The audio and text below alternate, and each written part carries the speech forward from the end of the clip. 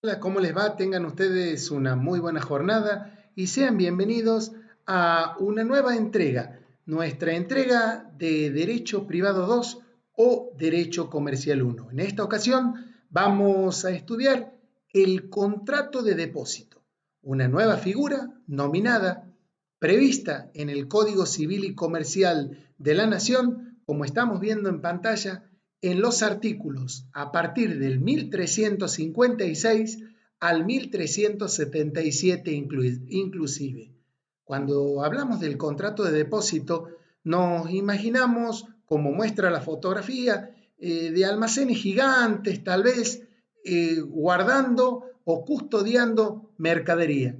También nos imaginamos en esos guardarropas, en lugares públicos o bien en las cocheras y en las playas de estacionamiento. ¿Por qué? Porque el depósito, como su palabra lo indica, es la guarda y custodia de las cosas para luego ser restituidas a la persona que ha hecho entrega de estas mismas cosas. Pero vamos a analizar las particularidades de este contrato y al final del mismo estudiaremos algunos títulos o documentos que certifican valores mobiliarios. A continuación, entonces, vayamos con la definición, porque una vez más, el Código Civil y Comercial nos brinda un concepto, limita el instituto y nos dice que el depósito es aquel contrato en virtud del cual una parte se obliga a recibir de otra parte una cosa con la obligación de custodiarla y restituirla con los frutos. A ver, una parte llamada entonces depositaria se obliga, fíjense ustedes, vamos a estudiar luego que el contrato es consensual, a recibir de otra parte que se llamará depositante una cosa. ¿Para qué la recibe? Para vigilarla, para custodiarla, para guardarla y preservarla de cualquier contingencia, pero luego tiene que devolverla, restituirla a la persona que le ha entregado. No solamente las cosas, sino también los frutos, como nosotros podremos haber tenido ocasión de estudiar en la materia correlativa de esta. Los frutos son otras cosas que derivan de ciertas cosas madre. Pueden ser frutos naturales como los de las plantaciones o frutos civiles como la renta del capital, como un alquiler, como los intereses y demás. ¿Por qué? Porque cuando hablamos de una cosa en el contrato de depósito, no solo nos debemos imaginar a una cosa mueble, sino también a dinero, a valores propiamente dichos, que son también cosas muebles, pero no son los objetos no fungibles que nos estamos imaginando. Vayamos entonces, pues, a las partes. Las partes del contrato de depósito son dos, como en la mayoría de los contratos, por no decirle todos los que vamos a ver nosotros en esta materia, centros de intereses contrapuestos y reciben nombres distintos para identificar las obligaciones de cada uno. Tenemos en primer lugar la parte depositante. El depositante no necesariamente debe ser propietario o titular de una cosa. Llámese así a la persona, ¿no es cierto?, humana o jurídica que entrega una cosa para la guarda y custodia. Como decíamos, no necesita ser titular dominial de la cosa, simplemente entregar y encomendar la custodia. Y en la parte depositaria es aquella persona que recibe la cosa y la recibe para guardarla, para tenerla, para custodiarla, preservarla y luego restituirle al depositante o a la persona que el depositante autorice. Muy bien, nosotros ahora vamos a estudiar las clases de depósito y tenemos dos clases de depósito. Una, el depósito regular. ¿A qué llamamos depósito regular? Depósito regular es aquel que se realiza en primer lugar sobre cosas denominadas no fungibles. Y aquí vamos a tener que repasar la clasificación de las cosas, porque cosas no fungibles son aquellas que no pueden reemplazarse por otras cosas. Además, por lo general no son cosas consumibles que se agotan en el primer uso, sino que la podemos usar durante un tiempo prolongado, como por ejemplo un automóvil, una prenda, determinadas mercaderías. Son cosas no fungibles. Las cosas no fungibles solamente facultan a la guarda y custodia. Cuando yo entrego una cosa no fungible, estoy indicando u obligando a la otra persona que me tiene que devolver la misma e idéntica cosa. Quiere decir entonces que en el depósito regular, al entregar cosas no fungibles, no existe autorización para el consumo, ni siquiera para el uso, porque el dueño de la cochera o de la playa de estacionamiento, piénsese, no tiene autorización para usar tu moto, tu vehículo y demás, porque el depositario realmente tiene que guardar, custodiar y devolver la misma idéntica cosa no fungible, sin autorización para el consumo. En el depósito irregular no pasa lo mismo. ¿Por qué? Porque esta clase de depósito, el irregular, se realiza sobre cosas fungibles, es decir, aquellas cosas que pueden reemplazarse por otra del mismo género en la misma cantidad, calidad y especie, como por ejemplo el dinero. Y el depósito irregular, como la imagen lo muestra, es típicamente el depósito bancario. Nosotros vamos a ver ahora solo un concepto y algunas características, pero este depósito irregular lo veremos cuando estudiemos los contratos bancarios y en especial el depósito bancario.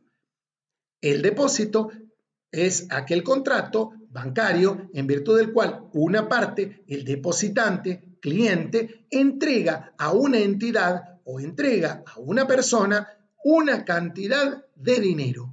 Al entregarle esa cantidad de dinero, lo faculta, lo autoriza a consumirla porque se la da en propiedad. Se le aplican las reglas del contrato de préstamo mutuo que vamos a ver en la próxima clase y en este caso el depositario está autorizado a consumir ese dinero y a devolver la misma cantidad de dinero en un tiempo con más los frutos, que sería la renta que produce ese capital, es decir, los intereses. En síntesis, hay dos clases de depósito y nosotros nos vamos a centrar en el depósito regular sobre cosas no fungibles, donde no hay autorización ni para el uso ni para el consumo y donde el depositario debe restituir la misma e idéntica cosa. ¿Cómo vamos a clasificar el contrato? Recuerden que utilizamos el mismo patrón que el de los contratos en general. El contrato es consensual. Otrora, cuando teníamos vigente los códigos civil y el código de comercio, el contrato de depósito era un contrato real. Pero ahora ya prácticamente no quedan los contratos reales, ni siquiera está la clasificación prevista en la parte general. Fíjense ustedes, si repasan la definición, una parte se obliga a recibir una cosa para guarda y custodia y luego restituirla. O sea, al decir que se obliga, es un contrato consensual, razón por la cual yo puedo comprometer la guarda de mi vehículo, de efectos, de mercaderías. En otros tiempos era un contrato que solo se perfeccionaba si usted entregaba su vehículo, su moto, su mercadería con la entrega. Hoy ya es un contrato consensual. Y tenemos la segunda característica. La ley no exige u obliga ciertas prescripciones formales al contrato. Es un contrato no formal. También es bilateral porque crea obligaciones para ambas partes. La del depositario, recibir la cosa, guardarla, vigilarla, restituirla al depositante o a la persona que la autorice. Y el depositante tendrá que pagar una remuneración si es que se ha pactado, pagar los gastos de custodia si es gratuito, ordinarios o extraordinarios, tiene la obligación de recibir la cosa cuando el depositario se la entrega.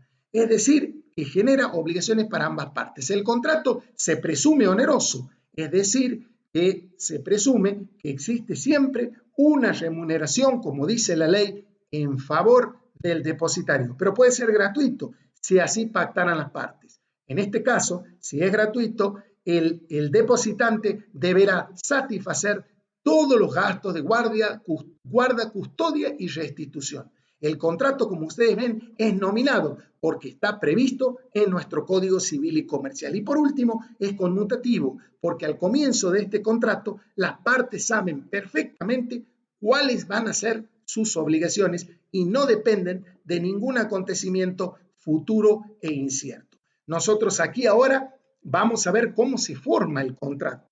Y entonces, ahora vamos a estudiar dos variantes del depósito. Como todos sabemos, por la parte general, el contrato se forma con una oferta aceptada y nace desde que el oferente recibe la aceptación. Pero claro, no todos los depósitos son voluntarios. ¿Qué quiero decir con esto? Que la persona del depositante elige la persona del depositario y viceversa. No todos nacen de la voluntad, no en todos se forma el consentimiento libre. Tenemos una variedad en la formación del contrato y son los famosos contratos de depósito necesario. Estos depósitos necesarios son aquellos donde no está la voluntad de elegir a la persona del depositario. El depositante no lo elige al depositario y no lo elige porque no está en condiciones de hacerlo.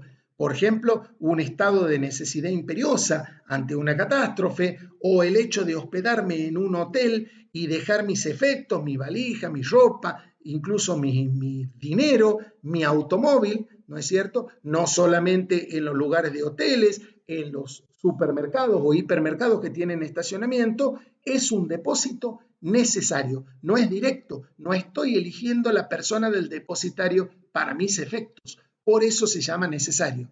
Diremos entonces que en cuanto a la formación del contrato existen dos variedades de depósito, el voluntario, cuando se elige la persona del depositario, y el depósito necesario, que no elegimos al depositario y se da en ciertos y determinados casos.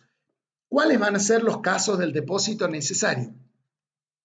En primer lugar, casos de urgente e imperiosa necesidad, dice la ley. Urgente e imperiosa necesidad, podríamos ejemplificarlo en catástrofes. Imagínense ustedes que estemos, como lo muestra la imagen, en una catástrofe similar a esta. Yo, mis efectos, los debo dejar en manos de cualquier persona o ante un incendio y demás. Y esta persona depositario, salvo un caso de fuerza mayor, no podrá negarse a ser depositaria y a guardar mis efectos personales, que es en el caso que estamos viendo en pantalla. Imperiosa y urgente necesidad, uno no elige el depositario y el depositario puede ser cualquiera de nosotros, porque la misma ley penal lo impone. Cualquiera de nosotros en situaciones catastróficas o límites estamos obligados a detentar, guardar y custodiar los efectos de las demás personas por una obligación ética y solidaria.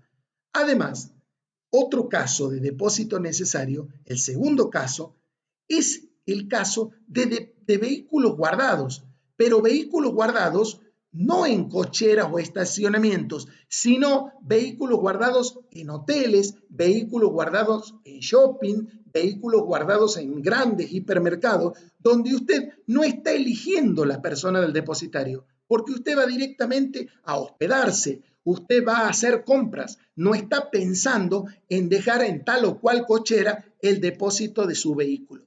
Este es un depósito necesario. No el de la cochera, sino el que se deja en playones, como la imagen lo ve, en hoteles, hospedajes, hipermercados, lugares deportivos, polideportivos, hospitales y demás.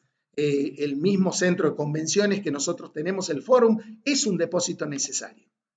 Y por último, el tercer caso de depósitos necesarios lo tenemos y lo estamos viendo en pantalla en los hoteles. Y estamos viendo concretamente que en los hoteles nosotros vamos directamente a hospedarnos, a descansar, pero tenemos que guardar accesoriamente nuestros efectos, nuestras cosas, nuestra ropa, ¿por qué no? Nuestro dinero, nuestras cosas de valor.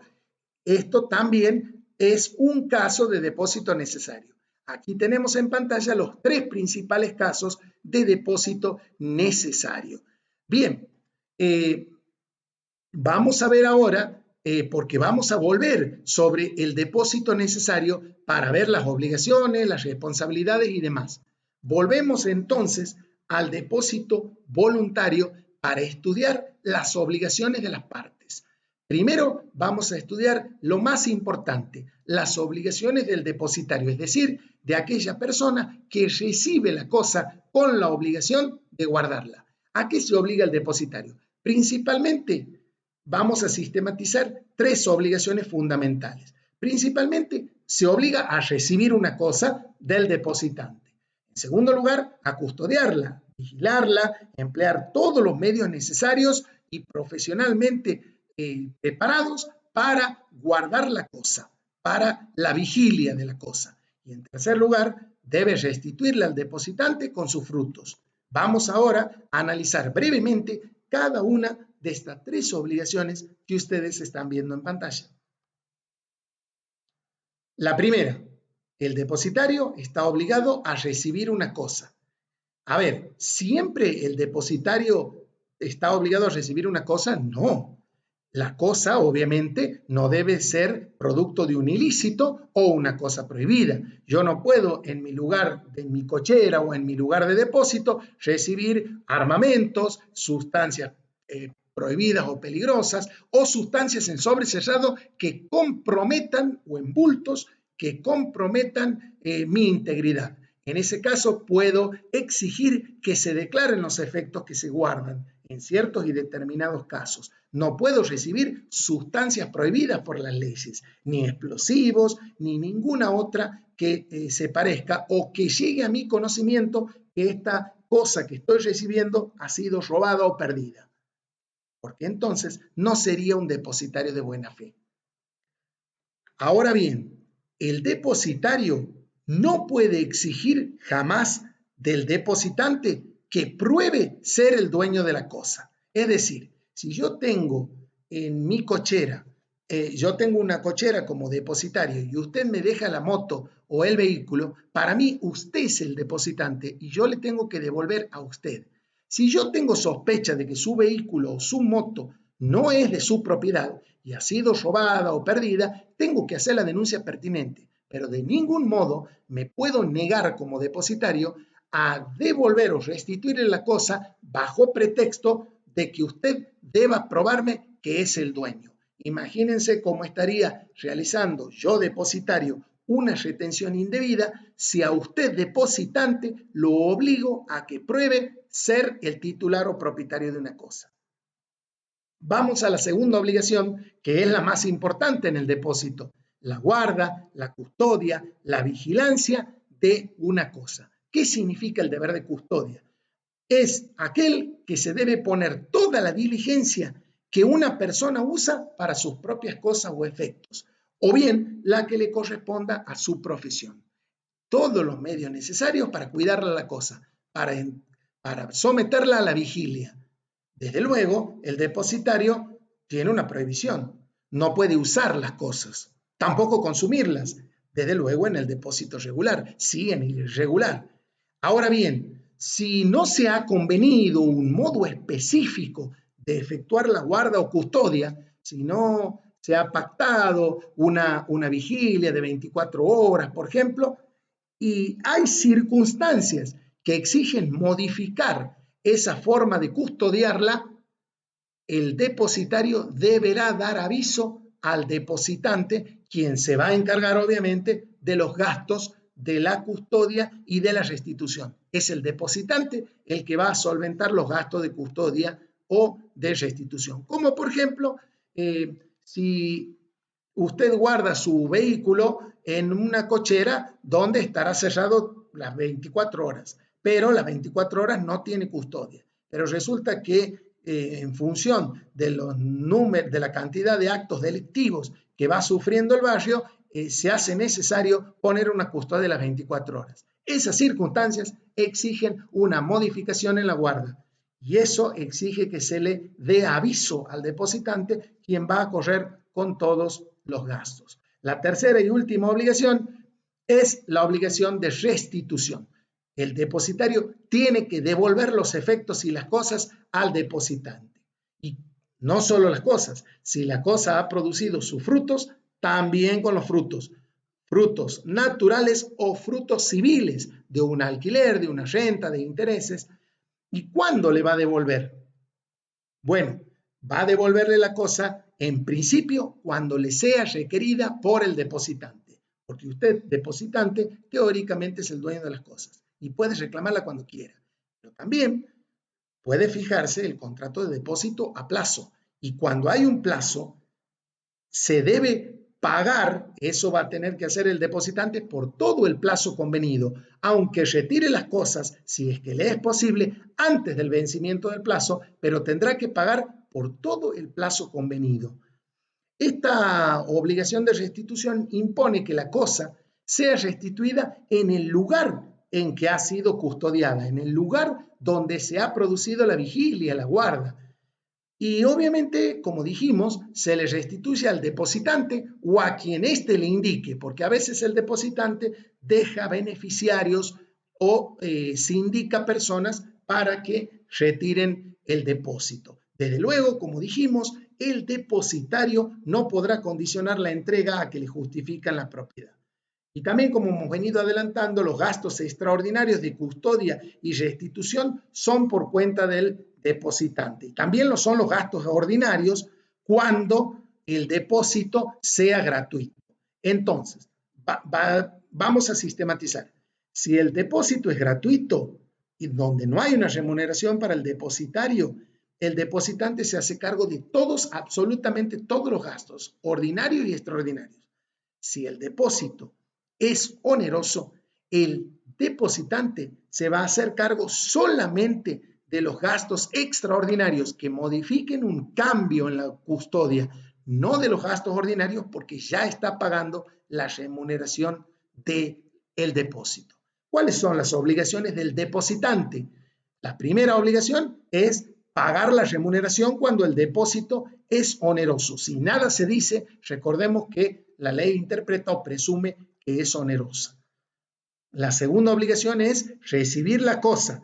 ¿Por qué? Porque cuando no existe un plazo para el depósito, el depositario le puede devolver las cosas al depositante en cualquier momento y el depositante no se puede negar a recibir las cosas.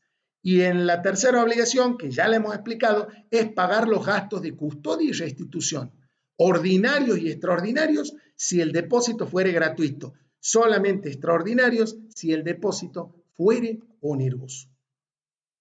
¿Qué va a pasar ahora con la pérdida o deterioro de la cosa?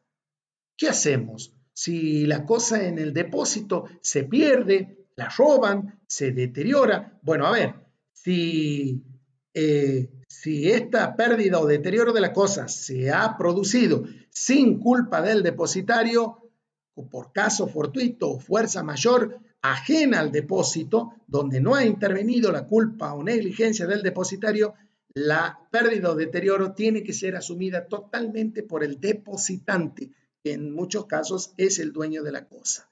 Ahora bien, nosotros ya dijimos que cuando el depósito es gratuito, el depositario puede exigir que el depositante reciba la cosa. Muy bien. Otra situación. ¿Qué pasa si el depositario muere y deja herederos en su cochera, en el lugar de depósito? Y estos herederos no sabían que la cosa estaba dada en depósito y de buena fe enajenan, venden la cosa que debieron restituirla. Le deben restituir, tienen obligación de restituir y así lo puede reclamar el depositante, el precio o el dinero que recibieron por esa cosa. Y si no recibieron todavía dinero, tienen que cederle el crédito a los depositantes. Fíjense ustedes cómo la ley está previendo un caso que puede darse en el supuesto de que fallezca el depositario, deje herederos y los herederos le terminen vendiendo una cosa que está en el depósito. Vamos ahora a analizar brevemente el depósito irregular. ¿Por qué? Porque habíamos dicho que es aquel donde se entregan cosas fungibles, donde se transmite el dominio y se otorga la facultad o autorización del uso y consumo de las cosas. como el depósito bancario, debiéndose restituir la misma calidad, cantidad y especie, y tienen facultades para servirse, razón por la cual se aplican las reglas del contrato de préstamo mutuo que veremos en la clase que viene. Este depósito irregular, acuérdense, es el depósito del dinero. Y vamos a analizar ahora los casos del depósito necesario. Acuérdense que era cuando existe una imperiosa necesidad, catástrofes en tema de hoteles u hospedajes, y también en automóviles que se dejan en estos hoteles u hospedajes o en supermercados, hipermercados y demás. ¿A qué llamábamos depósito necesario?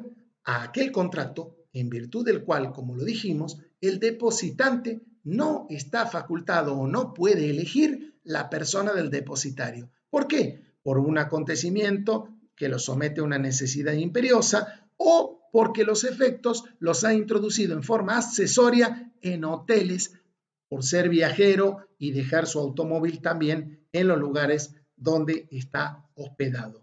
Vamos a ver ahora la responsabilidad puntual del hotelero. ¿Responsabilidad en qué? Responsabilidad en efectos, en valores, en automóviles, en cosas que han dejado dentro de los automóviles. Para lo cual vamos a estudiar 3 institutos aquí. Primero, el eximente de responsabilidad. ¿Por qué? Porque el hotelero, en principio, el dueño de los hoteles y hospedajes, es responsable de la custodia y guarda de los efectos que se dejan en la pieza de los hoteles, que se dejan en custodia, de los vehículos que se dejan en los playones y en las cocheras de los hoteles. Es responsable de los daños, de las pérdidas y demás. Ahora bien, cuando esos daños hayan sido causados por caso fortuito, fuerza mayor, extraño o ajena a la actividad del hotelero, o cuando esos daños se producen en las cosas que una persona, un viajero, deja en el automóvil. Muchas veces se dejan objetos de valor en los automóviles, dinero, estéreos, papeles importantes. En ese caso, el hotelero no responde por los efectos que usted deja en el automóvil, responde por los daños del automóvil, pero no por los efectos que usted deje dentro del automóvil. Cuidado, esto exime de responsabilidad al hotelero, pero este eximente de responsabilidad no rige, como ustedes verán en pantalla, para los dueños de los cocheras o garages, para los lugares y playas de estacionamiento. Rige, sí, para hoteles, para hospitales, para polideportivos, pero no se puede eximir de responsabilidad el dueño de una cochera, de un garage, de una playa de estacionamiento. Bien, esto es eximentes. ¿Qué significa eximentes? Cuando yo no tengo la culpa, cuando estoy eximido de afrontar una reparación económica, estoy eximido de culpa y cargo. El hotelero puede limitar la responsabilidad, puede disminuir su responsabilidad, puede acotarla, sí, por supuesto, al valor declarado de los efectos depositados. Por ejemplo, si usted llega con mucho dinero o con poco, pero para uno es mucho, a un hotel, o con joyas y demás, puede dejar en custodia del hotelero o dejarlo en caja fuerte, para lo cual tendrá que declarar cuánto dinero está usted depositando o qué valor tienen los efectos o joyas que usted está dejando. Razón por la cual en esos casos el hotelero solo habrá de responder hasta el valor declarado de esos efectos. Incluso, como ven en pantalla, el hotelero puede negarse a recibir algunos efectos del depositante cuando esos efectos sean muy valiosos, que superen el valor del hotel y de todo patrimonio del hotelero, o sean objetos que causen ciertas molestias. Por negarme a recibir, por ejemplo, un animal, una mascota que pueda causar molestias a los demás pasajeros, o bien objetos prohibidos o peligrosos. Ahora bien, ¿qué debemos hacer con esos carteles o cláusulas que los hoteles ponen que no se hacen responsables de pérdidas, robos, deterioros? Esas cláusulas que excluyan o limiten la responsabilidad, que no sean los eximentes que estamos estudiando, se tienen por no escrita.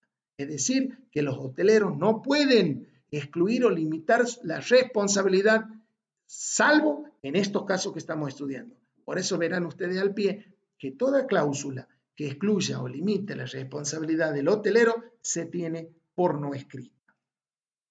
Muy bien,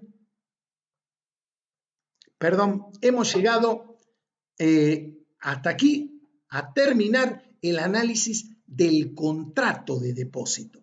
Ahora vamos a entrar en un tema afín al contrato de depósito, porque viene a cuento de esto. Y vamos a ver dos temas en uno. Como ustedes verán en pantalla, certificado de depósito y warrant. Y muchos de ustedes habrán escuchado esta palabra jamás. Es la primera vez seguramente. Warrant, que quiere decir garantía. Entonces vamos a ver garantía de qué y para qué. ¿Qué es esto de los certificados de depósito y warrant? Y de inmediato tenemos la primera aproximación al tema. Nosotros ahora vamos a estudiar títulos, papeles o documentos. Certificado de depósito y el warrant, que son distintos, no son contratos, no son pactos, no son convenciones. ¿Qué son? Son papeles de comercio, son títulos, son documentos. Como si yo en este momento agarro este papel y se los muestro. Este puede ser un certificado de depósito y un warrant. Es meramente formal, no es un contrato, no requiere la voluntad de dos personas. Es un comprobante que van a ver ustedes que se da a cambio del depósito. ¿Y está previsto en una ley? Sí, en una ley especial, en una ley que viene a ser anexa o complementaria al Código Civil y Comercial. Recordemos que las leyes anexas y complementarias al Código mayormente no fueron derogadas, salvo algunas modificaciones en la Ley de Sociedades, después lo demás quedaron intactos. Y esta ley, la Ley 9643, es una ley nacional que data del año 1914. Fíjense ustedes que ya tiene más de 100 años de esta ley. Por eso, el año próximo pasado, en el 2019, el Senado había aprobado una nueva ley del warrant, pero con los avatares políticos del año pasado, esta ley ha quedado en observación y todavía no hay tratamiento. Ahora con nuestra pandemia seguramente no va a pasar a ser un asunto urgente, pero seguramente es un instrumento que va a reactivar sin duda alguna o a contribuir a hacer la reactivación de nuestra economía. ¿Quiénes otorgan estos papeles? Certificado de depósito y warrant. Otorgan ciertos almacenes fiscales. ¿Y qué son los almacenes fiscales? Son casas de depósito que corresponden al Estado, mayormente ubicadas en las aduanas o en proximidades de la aduana, en la entrada y salida de los productos al país. Están alojados ciertos contenedores, espacios enormes, donde aguardan tener un buen precio para ser exportados o para ser negociados en el país. Los almacenes fiscales entonces son casas de depósito que dependen del Estado y también dice la denominación que pueden otorgar casas o almacenes de depósitos de terceros particulares, pero estos particulares en las casas de depósito deben cumplir disposiciones del Poder Ejecutivo Nacional para ser casas de depósito de terceros o particulares. ¿Cómo? Y estos almacenes fiscales o casas de depósito te entregan dos papeles o documentos, certificado de depósito y warrant, ¿y a cambio de qué? Bueno, pues ustedes ahora van a ver en pantalla, a cambio de frutos, de productos agrícolas, ganaderos, forestales, mineros o de manufacturas nacionales que son depositados en estos almacenes. Ah, bueno, la cuestión ya va teniendo color como lo ven en la diapositiva. ¿Por qué? Porque un productor que produjo algodón, por ejemplo, o soja, y no tiene en el mercado un precio para negociarlo, se encuentra con un problema, porque debe afrontar la próxima siembra y debe pagar luego de la cosecha todos los créditos o las deudas que ha venido acumulando de la siembra que se ha cosechado. Entonces, ¿cómo hace si no tiene precio en el mercado para poder vender sus productos? Bueno, una alternativa es depositarlos. Depositar todos estos frutos, productos agrícolas, ganaderos, manufactura, sí, depositar en almacenes fiscales habilitados o bien en casas de particulares habilitados por el Poder Ejecutivo. ¿Y qué gana depositando? Muy fácil. Gana que va a negociar estos dos títulos. Es decir, va a ofrecer al mercado hasta que tengan precio estos dos títulos, que no son lo mismo. El certificado de depósito por un lado y el Warrant por el otro. ¿Y aquí llamamos certificado de depósito? Es el documento, papel original que te otorga la casa de depósito y que te acredita la propiedad de las mercaderías. Es decir, quien tiene el original del certificado de depósito es el propietario de los efectos y mercaderías guardados. ¿Y qué es el warrant? El warrant es el duplicado, el documento duplicado del certificado de depósito que no certifica la mercadería, pero que te da un derecho de crédito sobre las mercaderías. A ver, ¿cómo sería esto? Mire, si usted algún día quiere retirar esa mercadería depositada porque tiene precio en el mercado, tiene que ir con los dos papeles, con el certificado de depósito y con el warrant, porque si no el almacén no te entrega la mercadería.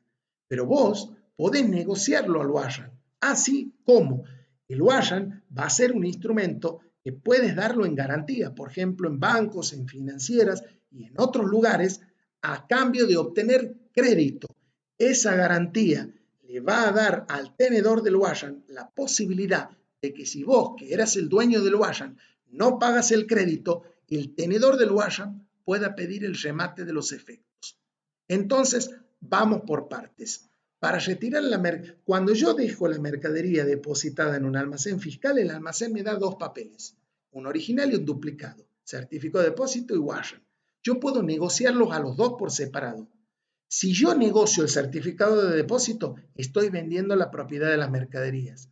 Si yo negocio el warrant, estoy vendiendo una prenda, un derecho sobre las mercaderías, más no la propiedad, a cambio de dinero, a cambio de créditos y demás. El que tenga el certificado de depósito no podrá ir a retirar las mercaderías hasta que no rescate el warrant. Para rescatar el warrant, tendrá que abonar o pagar el crédito con el que ha sido garantizado el warrant. A su vez, el que tenga el warrant tampoco podrá retirar las mercaderías, pero tiene un derecho más grande que el del certificado de depósito. ¿Cuál es? Pedir el remate de los efectos cuando la deuda estuviera vencida e impaga. Espero hayan entendido la mecánica de estos títulos. Estos títulos, ambos, los dos, certificado de depósito y warrant, son transmisibles de mano en mano. Usted lo puede transmitir, obvio que no lo transmite gratuitamente, lo transmite a cambio de un valor en dinero. ¿Cómo lo transmite? Mediante un endoso. ¿Qué quiere decir el endoso? La firma en el dorso del título. Obviamente no solo el endoso para transmitir, también tiene que comunicar a la entidad depositaria, que es el almacén fiscal, para que la transmisión o transferencia sea registrada en los libros del depositario. Fíjense ustedes todos los derechos que tienen estas personas.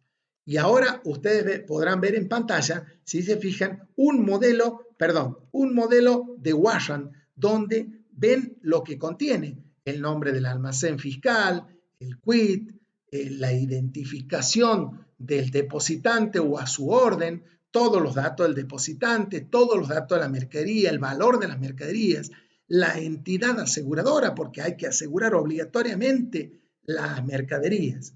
¿Y qué derechos tengo yo teniendo estos títulos? Mira, el que tiene el certificado de depósito va a ser considerado el nudo propietario, el dueño de las mercaderías. De hecho, no la puede retirar si no tiene el warrant. ¿Y qué puede hacer el que tiene el certificado de depósito? Tenerlo, adquirir el warrant o transmitirlo por endoso, a cambio de un valor económico. ¿Y el que tiene el warrant? ¿Qué derechos tiene el tenedor del warrant? El tenedor del warrant puede tener el warrant, hacerse el certificado de depósito, endosarlo al warrant a cambio de créditos o de dinero, o bien solicitar a la casa de depósito, al almacén fiscal, el remate de los efectos cuando su crédito no sea satisfecho o pagado. No nos olvidemos que el titular del Wayan es el dueño de un crédito contra el que fue titular primero del Wayan.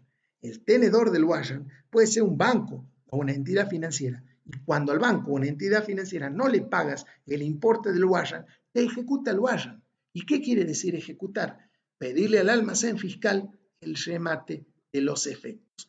Vamos a suponer que al banco se le deba 1.000.000 de pesos y el remate salga por 2 millones, 1.000.000 irá al banco y el otro 1.000.000 se le depositará al que tenga el certificado de depósito, porque es el dueño de los efectos. No podrá retirar los efectos, pero sí el saldo o remanente de dinero. ¿Y qué pasa si se saca menos en el remate? Si se saca menos, habrá perdido el tenedor del Wayan, pero no por eso deja de percibir su crédito porque tendrá otras acciones contra el deudor. Aquí vemos en pantalla qué puede hacer el tenedor del Wayan frente a la falta de pago. El tenedor del Wayan, como dijimos recién, puede pedir el remate de los bienes al almacén o depósito fiscal. Con esto hemos terminado nuestra clase de hoy referida al contrato de depósito, al certificado de depósito y al Wayan. Esperemos la hayan comprendido, la estudien con facilidad, aguarden en breve, en los próximos días, habremos de hacerles llegar el trabajo práctico de aplicación. No olviden que cualquier consulta o duda me la pueden hacer al correo que figura en pantalla o bien en la plataforma virtual o en nuestros encuentros por videoconferencia siempre los jueves a las 20 horas. Será entonces hasta nuestro próximo encuentro. Muchas gracias.